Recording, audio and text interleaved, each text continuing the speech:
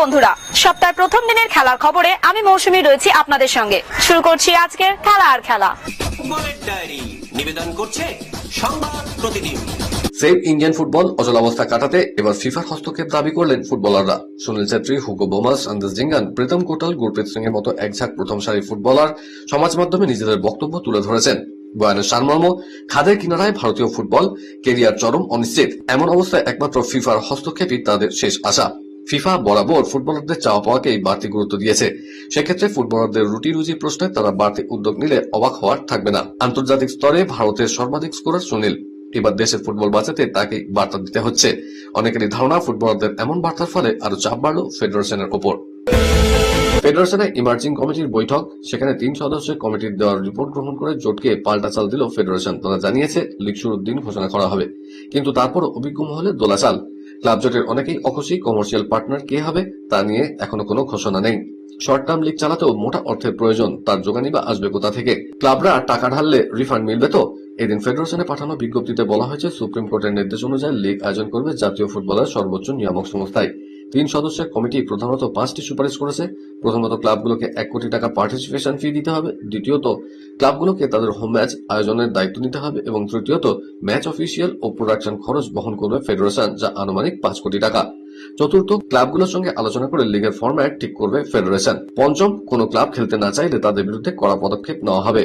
সূত্রের খবর, ক্লাবগুলোকে 2টো খসড়া ফরম্যাট পাঠাচ্ছে ফুটবল হাউস। সেখান থেকে একটি পছন্দ করে 24 ঘন্টার মধ্যে তা ফেডারেশনকে জানাতে হবে। যদি নির্দিষ্ট সময়ের মধ্যে ক্লাবগুলো তা না জানায়, তাহলে ফেডারেশনের আরবিট্রেশন কমিটি নিজেদের সিদ্ধান্ত অনুযায়ী লিগের দিন ঘোষণা করবে।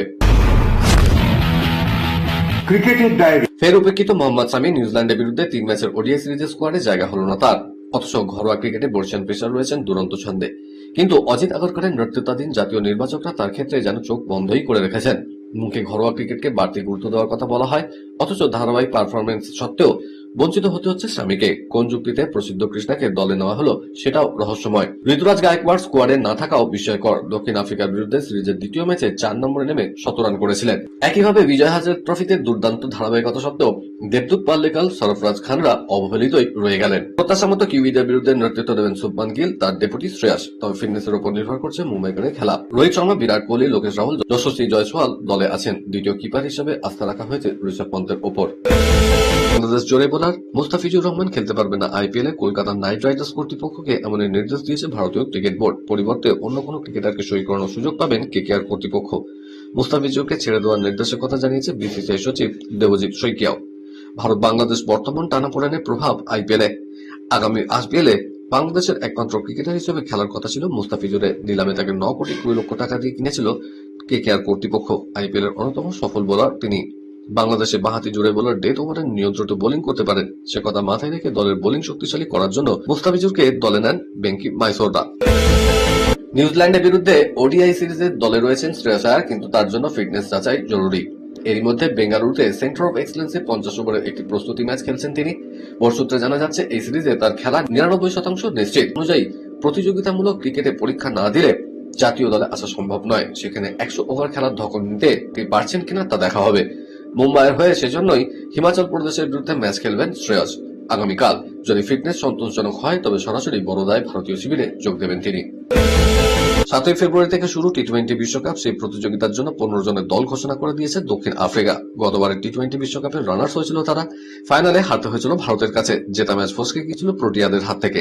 এবার সেই খামতি পুষিয়ে নিতে চায় তারা। বিশ্বকাপের জন্য শক্তিশালী দল করেছে দক্ষিণ আফ্রিকা। ভারতের বিরুদ্ধে টি-20 সিরিজে দক্ষিণ আফ্রিকা যে দল নিয়ে খেলতে এসেছিল, প্রায় সেই দলই রয়েছে বিশ্বকাপে। কয়েকটি নাম বাদ পড়েছে, যেমন ট্রিস্টান স্টাবস, রায়ান রিকেলটন। ভারতের বিরুদ্ধে রান পাননি তারা। ফের রেকর্ড করলেন বৈভব সূর্যবংশী। তবে এবার আর ব্যাট হাতে নয়, সবচেয়ে কম বয়সী অধিনায়ক হিসেবে জাতীয় দলকে নেতৃত্ব দেওয়ার নজির করলেন বিহারের এই ব্যাটসম্যান।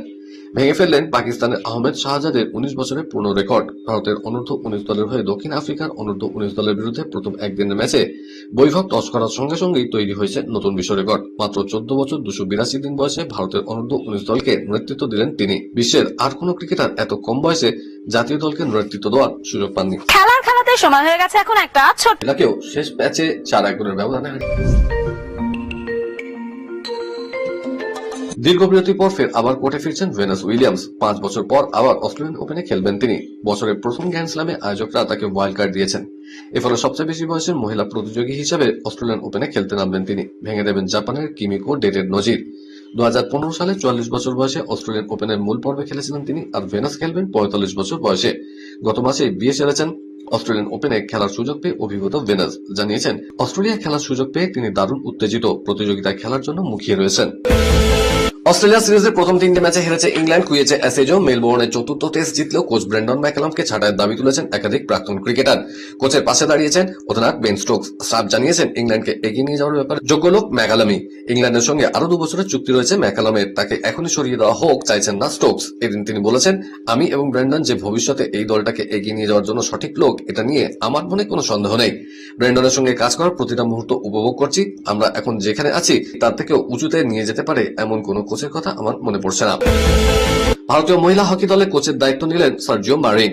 সম্প্রতি ভারতীয় মহিলা দলের কোচের পদ থেকে সরে দাঁড়িয়েছিলেন হরেন্দ্র সিং। তার জায়গায় স্থলাভিষিক্ত হলেন মারিন। 51 বছরের মারিন এর আগেও ভারতীয় মহিলা দলে কোচ ছিলেন। 2017 থেকে 21 সাল পর্যন্ত ছিলেন দায়িত্বে। তার কোচিংয়ে টোকিও অলিম্পিকে ভারতীয় মহিলা দল 4র্থ স্থান পেয়েছিল। মারিনের সঙ্গে তার সহকারী হিসেবে যোগ দিলেন মাতিয়াস ভিলা ও ওয়ার্নে লুম্বার্ড। সামনে বিশ্বকাপ, তার আগে বিদায় সমস্যায় আর্জেন্টিনা ফুটবল মহল। কর ফাঁকি, দুর্নীতির অভিযোগ উঠেছে আর্জেন্টিনা ফুটবল অ্যাসোসিয়েশনের বিরুদ্ধে। ইতিমধ্যে ঘটনাটি নিয়ে নড়েচড়ে বসেছে আর্জেন্টিনা প্রশাসন। শুরু হয়েছে তদন্ত। বছর 2 আগে প্রাক্তন আর্জেন্টাইন ফুটবলারের অনুশীলনে থাকার কথা মাত্র 2 বিদেশি, সল ক্রেসপো এবং হিরোসি ইবুসুকির। বাকি বিদেশিরা কয়েকদিনের মধ্যে যোগ দেবেন। প্রথম দিনে অনুশীলনে থাকবেন না বেশ কয়েকজন ভারতীয় ফুটবলারও। না বাবু, আমাদের পরিবারের জন্য শুকনো লঙ্কা খাওয়া একদম ঠিক নয়।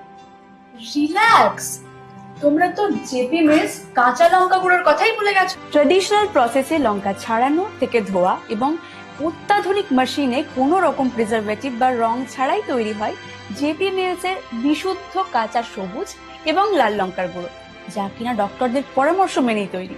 না না না, এতটা না, অল্প পরিমাণে দিলেই এই লঙ্কা গুঁড়ো খাবারে এনে দেবে কাঁচা লঙ্কার আসল স্বাদ। জেপি মিলসের কাঁচা লঙ্কা গুঁড়ো কেনার সময় জেপি মিলসের কিউআর কোড অবশ্যই দেখে নেবেন।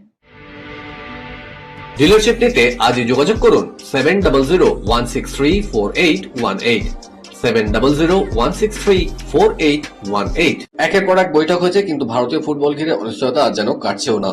এই পরিস্থিতিতে আইএসএল এর একাধিক দল অনির্দিষ্টকালের জন্য অনুশীলন বন্ধ রাখার সিদ্ধান্ত নিয়েছে। ছেড়ে দেওয়া হচ্ছে বিদেশি ফুটবলারদের। বাকি ক্লাবদের পথে হেঁটে আইএসএল জট খোলা পর্যন্ত অপেক্ষা করতে নারাজ মোহনবাগান ম্যানেজমেন্ট। তাই ছুটি কাটিয়ে অনুশীলনে নেমে পড়েছেন দিমিত্রি পেত্রাতোসরা। 23 জন ফুটবলারকে নিয়ে প্রস্তুতি শুরু করলেন কোচ সার্জিও লেবেরো। সাম্প্রতিক অতীতে অনুশীলনের প্রথম দিন সমস্ত বিদেশি ফুটবলারকে পাওয়া যেত না, তবে এদিন তার ব্যতিক্রম দেখা গিয়েছে। খেলা আজকের মতো এই পর্যন্তই। আবার দেখা হবে আগামীকাল ঠিক এই সময় এই চ্যানেলে। টাটা।